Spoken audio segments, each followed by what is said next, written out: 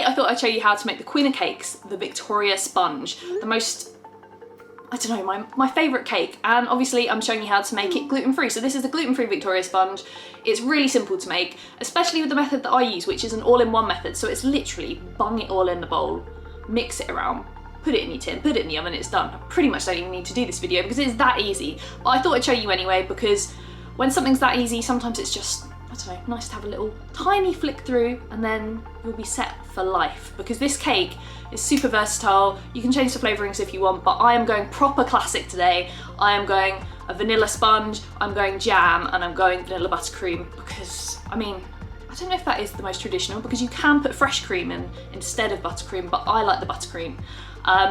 So yeah, the recipe for this will be linked below and I'm gonna show you through the ingredients. I look down there because I can see the ingredients waiting for me because they want to be mixed up, they want to be put in a tin, and they want to be baked into a cake, and then we can eat it. So ingredients wise, this is very, very simple. Here I've got some butter. This is softened, so it's not super hard, but it's not too melty. If you are dairy free or vegan, you could use like a vegan butter, or you can use like a baking block. So in the UK, I use something often called Stork, although Flora have one as well at the moment, so that's quite cool. Here I have got some caster sugar. I've just got the plain sort of white one. You could use golden caster sugar, and you could use granulated sugar if you wanted to. I've got some gluten-free self-raising flour here. I've got some eggs. These are they're classed in the UK as large eggs, but they're on the borderline between large and medium in terms of weight, because that's around, let me get this right, about 62 grams, something like that. I always weigh my eggs, and when you weigh them in the shell.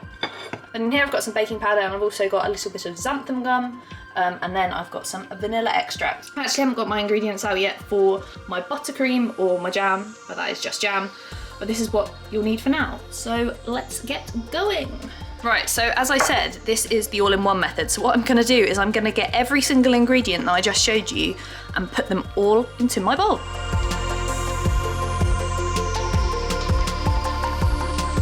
Okay, so that's all my ingredients in my bowl, and now it's time to mix them. So I'm gonna use my electric hand mixer, and I'm gonna mix it for like about a minute until everything is combined and you can't see any lumps. It should be nice and smooth. That's why something like having softened butter rather than butter being too hard is really, really important, because you want it to break down really nice and quickly. But yeah, I'd recommend an electric hand mixer for this. You don't need a stand mixer, just an electric hand mixer, which is nice and cheap, nice and cheerful. So yeah, I'll mix this, and then it's going to go straight into the tin in the oven.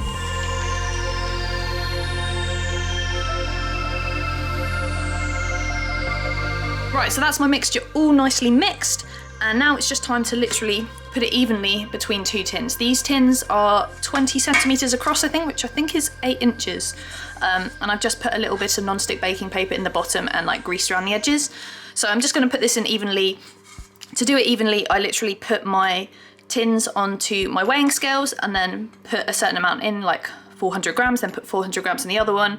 Then I'll add a little bit and a little bit, so I make it nice and even. I also like to tap them like this on the surface just before they go into the oven. And also my oven has preheated to 160 degrees C fan, which is 180 degrees C, which is 350 degrees Fahrenheit. So now I'm just gonna put these between these. And also you don't wanna leave this mixture waiting around for ages and ages. Once you've mixed it all up, get it into your tins, get it in the oven, because otherwise all that sort of air that you put into it and the raising agents will have reacted and then stopped reacting somewhat. I don't know my science, but you know what I mean. You just want to get it all done as soon as you whisked it up and it's mixed. So it's time to put them in my tins. I've just realised this kind of looks like an upside down Mickey Mouse at the moment. You see that?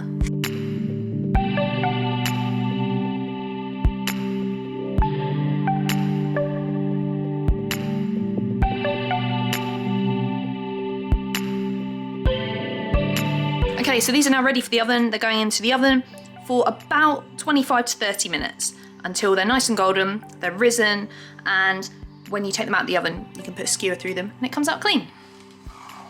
So whilst my cake's cooking, I'm just gonna make my buttercream. Really simple, 3 ingredients. We've got icing sugar, we've got butter, and we have got vanilla. Now you can obviously flavour buttercream however you like. It's really, really simple, just using these 2 ingredients in the same ratios pretty much all the time.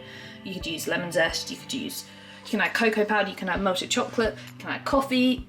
Buttercream is super versatile, but we're gonna keep it classic with this vanilla buttercream because it's a Victoria sponge.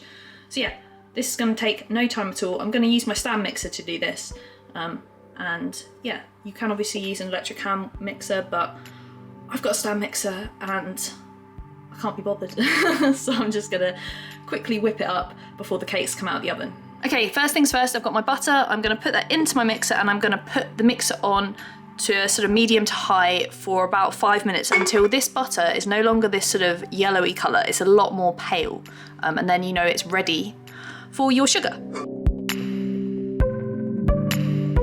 Okay, so I've been mixing my butter for about 5 minutes and now it's time to add my icing sugar.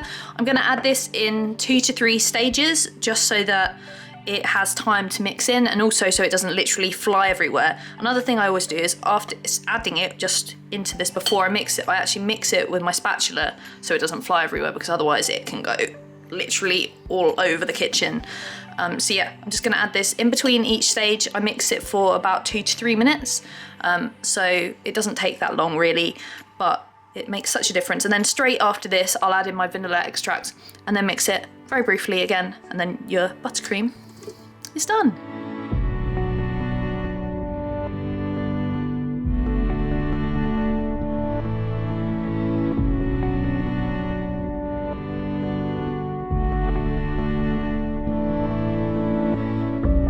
Okay, so that is the buttercream all done. Lovely and smooth, lovely and just lovely.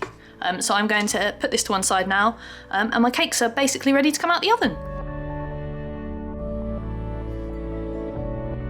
Okay, so I've got my cakes out the oven, they've risen lovely, they're completely cooked all the way through, so now it's just a case of leaving them to cool. So I'm gonna leave them to cool in their tin for about 5 minutes, just so that they firm up a teeny little bit, and then I'm going to, like, invert them?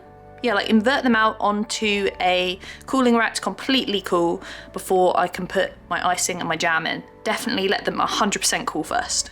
So my sponges have cooled and I've placed my base sponge or my bottom sponge onto my cake stand and now I'm gonna start decorating. Little tip, oh, I guess, I don't know if it's a tip, but this jam was from the jar, but I put it into a bowl and mixed it just so it's a little less stiff because sometimes jam can be like a little bit stiff, just so it's nice and easily spreadable. This is raspberry jam, so you could also put fresh fruit into your Victoria sponge as well as the jam. You could layer some raspberries, I like to do that sometimes, or you could use strawberry jam and have some strawberries. And as I said with the buttercream as well, you don't have to use buttercream, you could whip up some fresh cream, but obviously then it just doesn't last as long. But then I'm waffling, but with a cake it doesn't last that long anyway. Anyway, let's put this jam on.